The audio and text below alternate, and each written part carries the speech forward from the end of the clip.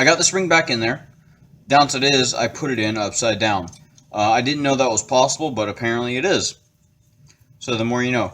What I wanted to go over really quickly is how the spring locks up and keeps tension on itself. Well, first things first, this spring hooks over this tab right here, or excuse me, this pin. It's a rivet actually, in the spindle, or excuse me, in this spider, or whatever you want to call it, and that's how it retains. And then second thing is, make sure I'm getting this in frame. You see how it has that crook in it, little elbow? That sits against these lugs. So it sits against it, and that angle sits against one of the angles in there, and as it winds over itself and keeps tension. And I thought that design aspect was really neat. But I'm just going to pull the spring out. It's really straightforward. You see it in the disassembly, so I'm not even going to cover that. I'm just going to get it back in and then show you the right way.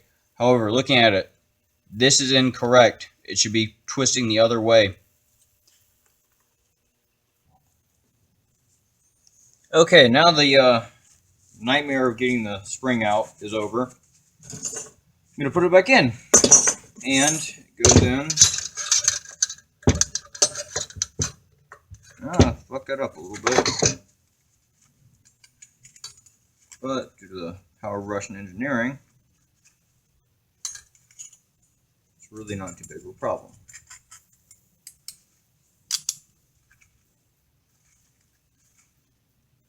Order spare, because that's probably going to cause stress fractures in the spring over time.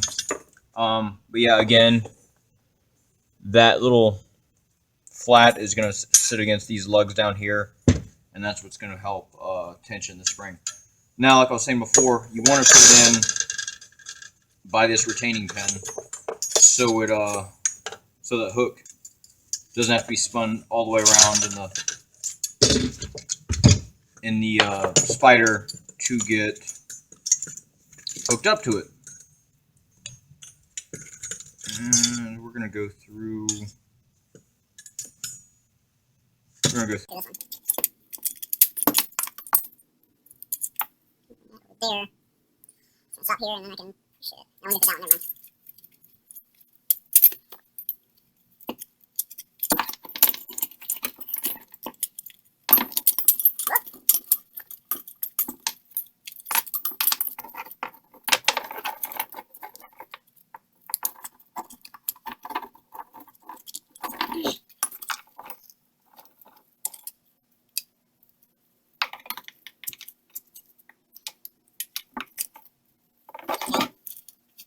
And then I'm going to restart. But as you can see, as it winds in, it's going to go under this leg and then hook right onto there. Oops, excuse me. It's going to go under this leg and then hook right onto the tenor right there. Let's leave that second glove off right now. But again, the reason I'm wearing those is because this is all really sharp stamped sheet metal, and I do not feel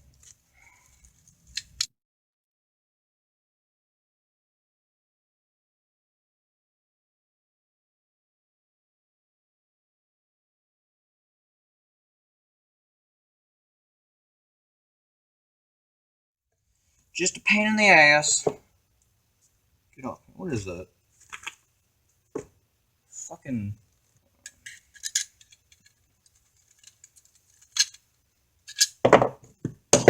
Use these.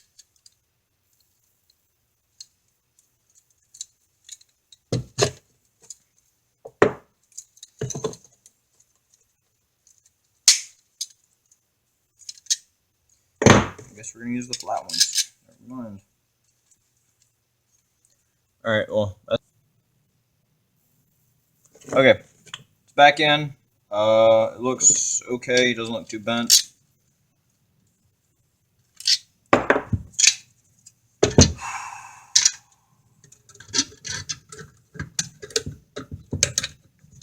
Definitely a little bit bent. Oh, wait. No. Oh, shit. This has to be up.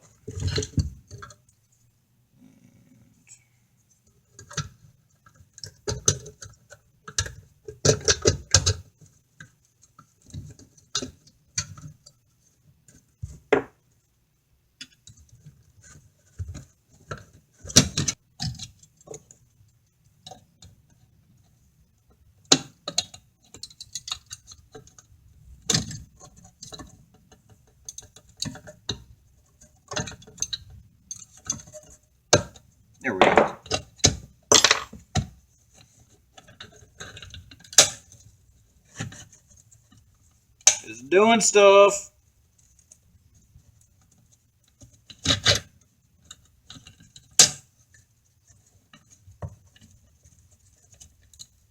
My one side has at least that many coils.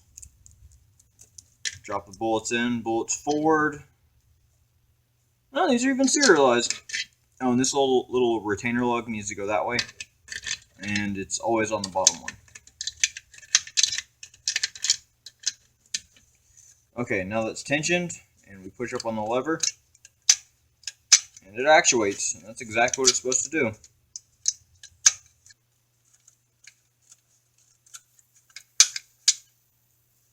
Yeah, if you need to take tension off, just drop out the follower and just release it a little bit.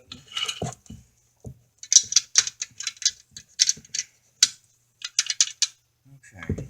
Now,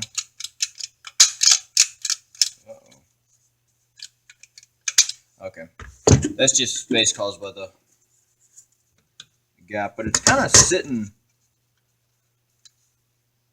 weird. It's like the spring's sitting way over to one side. I don't know if you can see that, but there's a larger gap right here than there is over. Larger gap over here than there is over here, and I'm not sure if that's going to affect functionality or not.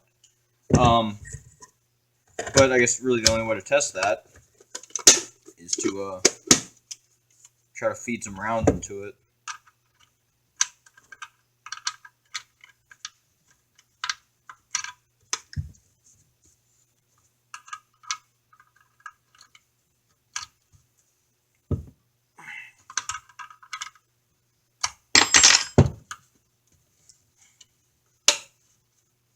Okay, that's done.